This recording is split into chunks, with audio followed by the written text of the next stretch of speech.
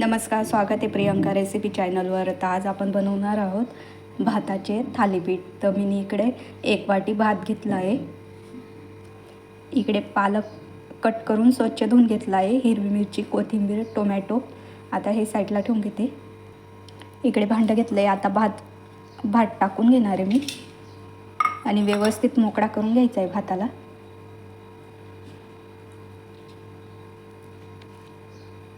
भात व्यवस्थित मोकळा करून घेतला आहे.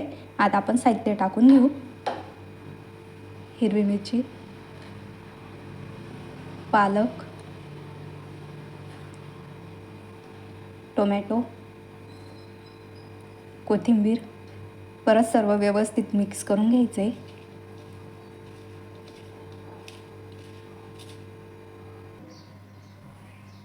बेसन पीठ 1 चमचा घेतलं आहे. लागलं तर टाकणार अजून. रवा पण टाकून घेतला आहे.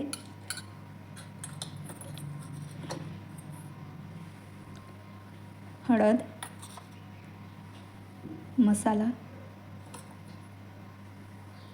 धने पावडर,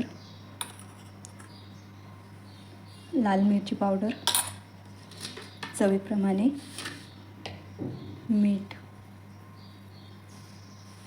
आता सर्व व्यवस्थित मिक्स करून घ्यायचे. हे बघा, सर्व पीठ व्यवस्थित मिक्स करून घेतलं. या पद्धतीने मिक्स करून घ्यायचं आहे. बघू शकता, पाण्याची गरज पडली नाही आपल्याला. आता आपण थालीपीठ बनवून घेऊ. तावा पण ठेवून घेतला आहे. गरम झाला आहे तावा. तेल टाकून घेते थोडंसं.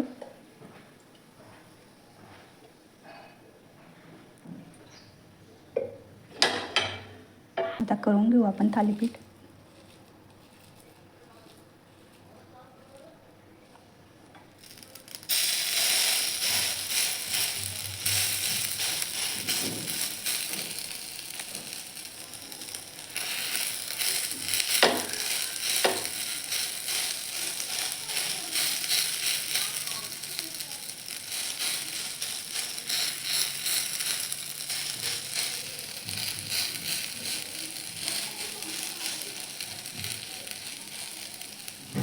हे बघा, या पद्धतीने करून घ्यायचे. हे बघा, व्यवस्थित थापून घेतलं आहे थालीपीठ. बघू शकतात. आता थोडंसं अजून कढईने तेल सोडून घेते.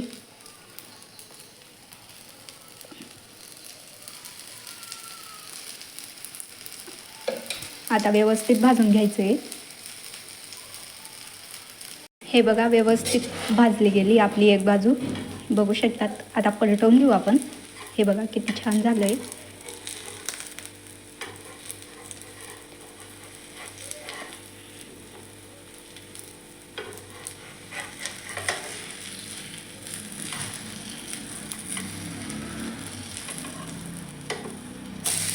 हे बघा, खरपूस मस्त असं भाजलं गेलं आहे.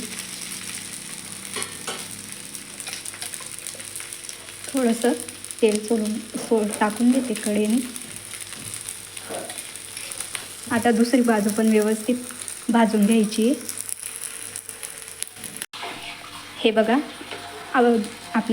आपण चेक करून बघू की आपले थालीपीठ शेकलं गेलं आहे का. पलटवून घेऊ.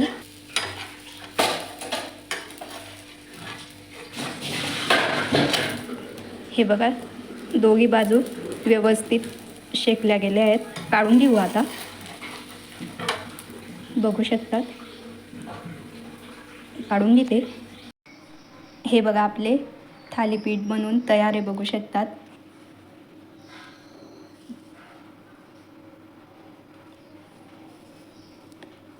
आपण भाताचे बनवलेत पद्धतीने थालीपीठ बनवून बघा, खूप छान होतात. आणि रेसिपी कशी वाटली कमेंटमध्ये नक्की सांगा. भेटू अशाच एका नवीन रेसिपीसोबत. तोपर्यंत बाय.